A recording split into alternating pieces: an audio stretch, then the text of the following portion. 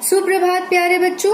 पिछली कक्षा में हमने पढ़ा था कि हमें माँ, धरती माँ, नदियाँ एवं गाय को माँ के समान आदर देना चाहिए, सम्मान देना चाहिए। और इससे संबंधित प्रश्नोत्तर कार्य, शब्दार्थ कार्य आपको करवाया भी है। कर लिया होगा सभी ने। आज हम अभ्यास कार्य करेंगे, जिसमें सबसे पहले है इकारांत और ईकारांत शब्द। अब इकारांत और ईकारांत शब्द क्या होता है, ये आप पहले समझ लीजिए, तब इसे फिर आपको बनाने में कोई कठिनाई नहीं होगी। तो इकारांत शब्द वह शब्द होता है जिसमें छोटी ई की मात्रा लगे, छोटी ई की मात्रा लगे, और वो भी मात्रा के रूप में। और एक बात और याद रखिए, छोटी की मात्रा बाएं तरफ से लगती है। आपके बाएं तरफ से छोटी की मात्रा लगती है, आपके दाएं तरफ से बड़ी की मात्रा लगती है। तो इकारांत शब्द वह शब्द होते हैं जिनमें छोटी की मात्रा लगती है, जैसे शिशु। ठीक है। अब ईकारांत शब्द वैसे शब्द होते हैं जिसमें बड़ी ई की मात्रा लगती है, जिसमें बड़ी ई की मात्रा लगती है। और बड़ी ई की मात्रा किस तरफ से लगती है, दाहिने तरफ से कि बाएं तरफ से? बहुत अच्छे, दाहिने तरफ से। जैसे शीश, तो ये शौ में बड़ी ई की मात्रा है जो कि दाहिने तरफ से लगी। यहाँ पे शौ में छोटी की मात्रा है जो कि बाएं तरफ से लगी। ठीक है। तो इस तरह से और भी इकारांत और ईकारांत शब्द आपके पुस्तक में दिए गए हैं। तो छोटी की मात्रा लगे हुए शब्द हैं शिशु, विद्या, मंदिर, लिए। ठीक है। और बड़ी से के शब्द हैं शीश, दीदी, इसी। अब हैं संयुक्त शब्द। तो संयुक्त शब्द ऐसे शब्द होते हैं जिनमें दो वर्ण आपस में जुड़े होते हैं, जैसे जन। इसमें देखिए आधा न और म आपस में जुड़ा हुआ है। ठीक इसी प्रकार से और भी कई शब्द हैं, जैसे मंदिर, प्रणाम। प्रणाम में देखिए प और र जुड़ा हुआ है। विद्या, द और य जुड़ा हुआ है। प्यार, प और य जुड़ा हुआ है।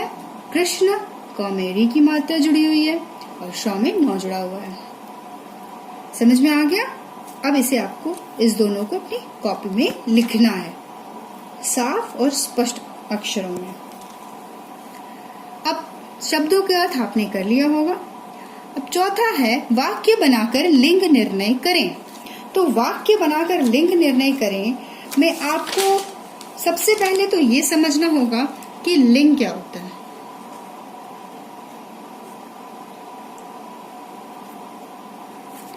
तो लिंग जो किसी भी संज्ञा के बारे में बताए कि वो क्या है, वो शब्द क्या है, स्त्रीलिंग है या पुल्लिंग है। स्त्रीलिंग, पुल्लिंग क्या है। जैसे आपकी कक्षा में बहुत सारे बच्चे पढ़ते हैं, कुछ लड़के हैं, कुछ लड़कियां हैं। तो अगर मान लीजिए मैं लड़कों को एक कतार में खड़ा कर देती हूँ, लड़कियों को भी एक कतार में खड़ा कर देती हूँ, तो लड़कियां क्या है, स्त्रीलिंग है कि पुल्लिंग? लड़की स्त्रीलिंग है कि पुल्लिंग? स्त्रीलिंग। लड़की स्त्रीलिंग और लड़का पुल्लिंग।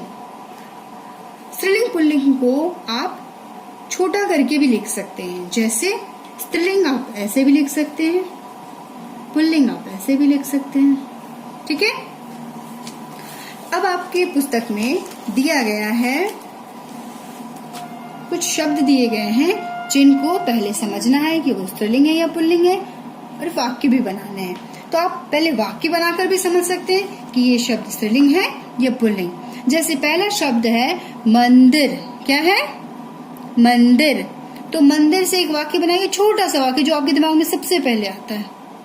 मंदिर बड़ा है, मंदिर छोटा है, या मंदिर बड़ी है या मंदिर छोटी है? क्या कौन सा वाक्य आपको सही लग रहा है? सोचिए। सही कहा, मंदिर बड़ा है सही लग रहा है, मंदिर बड़ी है सही नहीं लग रहा है। तो जो बड़ा है तो वो स्त्रीलिंग हो गया कि पुल्लिंग हो गया? पुल्लिंग। तो मंदिर क्या हो गया? पुल्लिंग। विद्यालय, वाक्य सोचिए, बड़ा है या बड़ी है? बड़ा है। तो विद्यालय स्त्रीलिंग हो गया कि पुल्लिंग हो गया? पुल्लिंग हो गया। कथा, कथा वाक्य बनाइए, छोटा सा वाक्य बनाइए। वाक्य आपके जितने छोटे होंगे गलतियां उतनी कम होंगी, इसलिए हमेशा प्रयास कीजिए वाक्य छोटा बनाने का। ठीक है। तो कथा, कथा पुरानी है। पुरानी है बोलते कि पुराना है? आप सोचिए। कथा पुरानी है तो कथा स्त्रीलिंग हो गया कि पुल्लिंग हुई? क्या हुआ? स्त्रीलिंग हुआ कि पुल्लिंग हुई? स्त्रीलिंग हुई कि पुल्लिंग हुआ? तो कथा स्त्रीलिंग है, कथा पुरानी है। ठीक है। कहानी, कहानी कहते हो ना, दादी माँ कोई नई कहानी सुनाओ कि नया कहानी सुनाओ, क्या कहते हो? दादी माँ कोई नई कहानी सुनाओ, कहते हैं ना नई। तो वो स्त्रीलिंग हो गया कि पुल्लिंग? बहुत अच्छे, स्त्रीलिंग। कहानी स्त्रीलिंग है। जमीन, यह मेरी जमीन है या यह तुम्हारी जमीन है या यह हमारी जमीन है होगा, या यह हमारा जमीन है? कौन सा वाक्य सही है? हमारी जमीन है या हमारा जमीन है? आप लोग तो बहुत बुद्धिमान हो। बिल्कुल सही, यह हमारी जमीन है। तो जमीन क्या हो गया? स्त्रीलिंग। प्यास, लगी है या लगा है? प्यास लगी है तो प्यास स्त्रीलिंग। दही खट्टी है ना दही खट्टा है? दही खट्टा है तो दही क्या हो गया? पुल्लिंग। घास हरी है ना घास हरा है? घास हरी है तो घास क्या हो गया? स्त्रीलिंग। घास क्या हो गया? स्त्रीलिंग। भूसा, भूसा हरे रंग का होता है, भूरे रंग का होता है या भूसा भूरे रंग की होती है? भूसा भूरे रंग का होता है तो घास हरी होती है, भूसा भूरे रंग का होता है तो भूसा हो गया पुल्लिंग और घास हो गई स्त्रीलिंग। इस तरह से आप वाक्य खुद प्रयास करेंगे और अपनी कॉपी में लिखेंगे। छोटा वाक्य, मुझे बड़े बड़े वाक्य नहीं चाहिए, छोटे छोटे वाक्य चाहिए, आप जो खुद सोचो। ठीक है। मैं अभी आपको स्पष्ट कर दी हूँ कि सभी क्या है, स्त्रीलिंग है पुल्लिंग है, कौन सा शब्द स्त्रीलिंग है कौन सा शब्द पुल्लिंग है। एक बार फिर से दोहरा देती हूँ और किस तरह से लिखना है कॉपी में ये भी बता देती हूँ। जैसे आप लिखोगे प्रश्न 4, वाक्य बनाकर लिंग निर्णय करें। ठीक है। उसके बाद 1 नंबर है आपका मंदिर। क्या है? मंदिर। तो मंदिर मैंने क्या कहा, जल्दी बताइए। जिसने जिसने ध्यान से सुना वो अभी तुरंत जवाब देगा मुझे। मंदिर स्त्रीलिंग है या पुल्लिंग? बहुत अच्छे, बहुत बच्चों ने सही जवाब दिया, पुल्लिंग। और फिर इसके नीचे वाक्य बना लेंगे। ठीक है। छोटा सा वाक्य बनाएंगे, फिर नंबर 2 यहाँ पे लिखेंगे। इस तरीके से आप कॉपी में अपने करेंगे। ठीक है। अब आइए प्रश्न संख्या 6 पे, क्योंकि प्रश्न संख्या 5 तो आपने कर लिया है। प्रश्न संख्या 6 है, निम्नलिखित वाक्यों के बहुवचन बनाएं। तो पहले हम लोग समझेंगे ये बहुवचन क्या हुआ। बहुवचन क्या है? तो कोई भी बहुवचन और एक वचन 2 शब्द होते हैं, एक वचन और बहुवचन। ये देखिए, ये कितना पेन है? एक पेन है कि बहुत सारा पेन है? अच्छा, किसी किसी एक पेन से ज्यादा दिख रहा है, सच्ची बताओ, किसी किसी दिख रहा है? चलो तब सबकी आंखें तेज हैं, किसी को नहीं दिख रहा है। एक ही पेन है, क्योंकि एक पेन है ना, तो ये मतलब ये एक वचन है। जब कोई चीज एक होती है तो वो एक वचन होता है। ठीक है। तो ये एक वचन की तरफ चला गया। लेकिन जब कोई चीज अनेक होती है, एक से ज्यादा होती है, तो वो क्या हो गया? बहुवचन। ठीक है। तो वचन दो प्रकार के हो गए, एक वचन बहुवचन, एक वचन बहुवचन, एक वचन बहुवचन।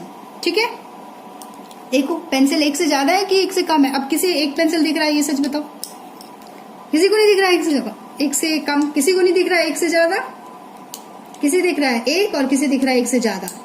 अच्छा, सभी को एक से ज्यादा दिख रहा है, मतलब ये पेंसिल एक से ज्यादा है। तो जब कोई चीज एक से ज्यादा होती है तो वो हो जाता है बहुवचन। तो पेन हो गया एक वचन, पेंसिल हो गया बहुवचन। बहुत अच्छे।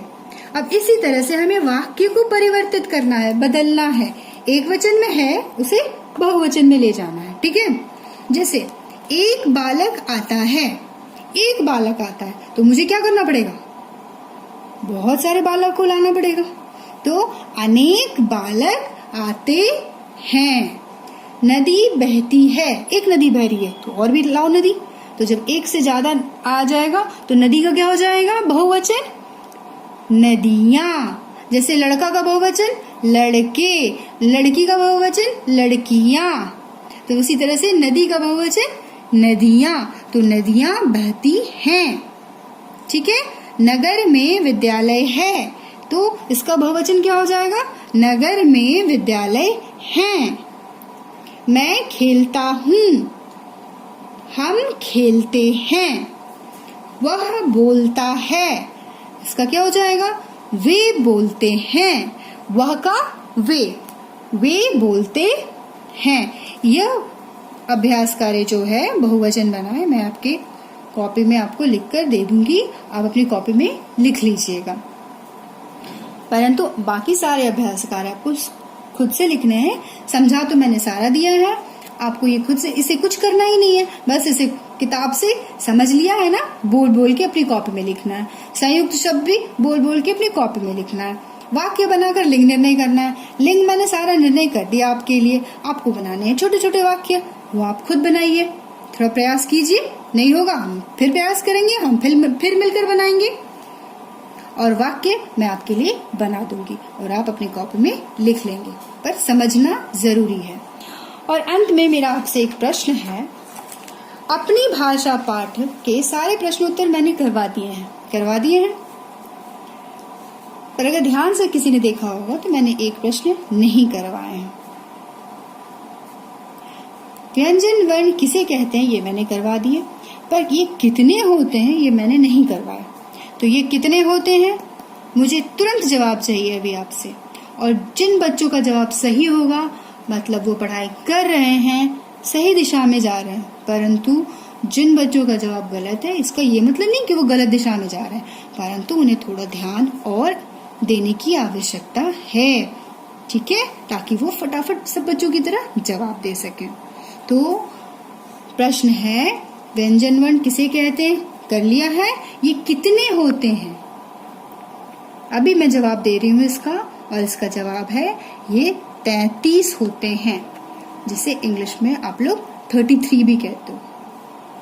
तो ये 33 होते हैं। संख्या में कितने होते हैं? 33।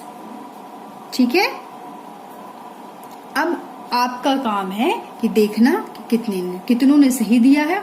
अपने आप को खुद परखिए कि मैंने उत्तर सही दिया या नहीं, और नहीं दिया तो प्रयास कीजिए।